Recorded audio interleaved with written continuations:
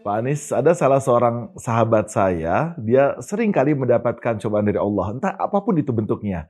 Entah pekerjaannya, karirnya, anak-anaknya, keluarganya, dan lain sebagainya. Seringkali dia bertahan, ya seringkali dia berusaha untuk sabar. Tapi entah kenapa, ketika cobaan datang lagi, pasti dia entah merasa tidak sabar lagi, merasa bergejolak lagi jiwanya, mengeluh lagi, dan lain sebagainya. Menurut Pak Anies, kira-kira gimana dalam menghadapi situasi seperti ini, Pak Anies?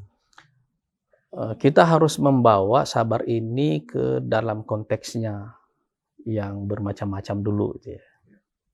Sabar waktu menghadapi cobaan, sabar dalam memikul beban ketaatan. Misalnya kita lagi puasa misalnya kan perlu kesabaran. Mau bangun tahajud kan perlu. Itu sabar dalam memikul ketaatan, sabar dalam menghadapi musuh. Itu kan juga perlu kesabaran, ya kan. Begitu juga sabar waktu kita mencegah diri kita untuk tidak melakukan dosa misalnya, itu juga perlu kesabaran. Dalam semua konteksnya, ada makna yang terulang pada semua konteks tadi itu dari sabar, yaitu bertahan dan terus berjalan. Dan itu hanya mungkin kalau hidup kita ini dirangkai dalam satu cita-cita besar.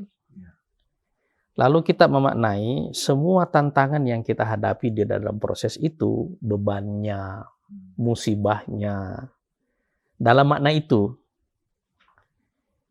Nah, dengan memaknai sabar dalam konteks pencapaian cita-cita besar seperti itu, jadi sabar punya makna bertahan dan punya makna terus berjalan. Nah, coba kita lihat misalnya, di dalam riwayat kan disebutkan jarak antara Nabi Yusuf dengan mimpinya yang beliau ceritakan ke ayahnya itu ada dua riwayat. Satu mengatakan 40 tahun, satu lagi mengatakan 80 tahun. Kalau kita ambil 40 tahun dalam konteks kita di Indonesia ini kan 8 kali pemilu. Kalau ambil ya 80 tahunnya, Anda hitung sendiri berapa kali pemilunya kan.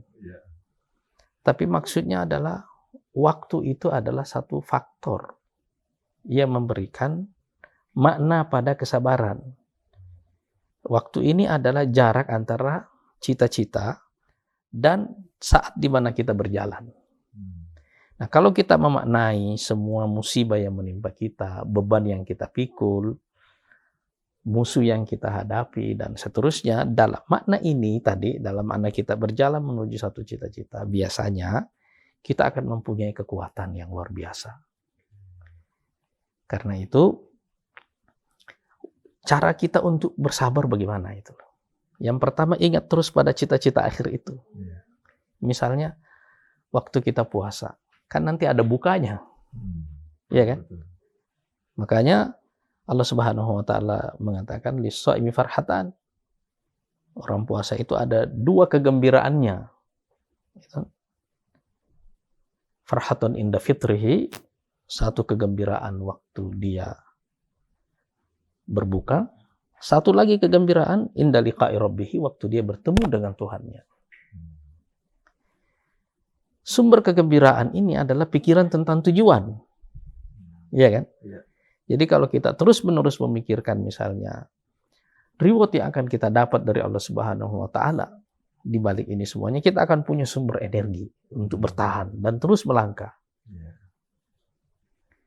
Coba kita lihat misalnya Nabi Syuaib berkata, innama ashku bassi wa huzni ilallah. Saya hanya mengadukan musibahku, kesedihanku kepada Allah Subhanahu wa Ta'ala. Wa a'lamu minallahi ma la ta'lamun, dan aku mengetahui dari Allah hal-hal yang tidak kamu ketahui. Apa yang diketahui? Reward yang di ujung itu. Bahwa ujung dari semua cerita ini pada akhirnya adalah kebaikan. Ya kan?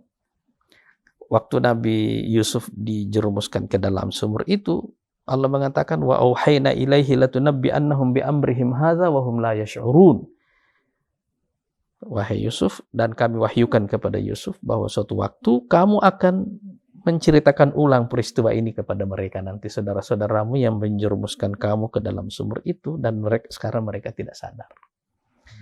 Jadi pikiran tentang tujuan hingga akhir ini tadi, dan kemudian daya tahan ini, itu yang membuat kita ini bersabar bahwa kita pasti akan sampai kepada tujuan itu.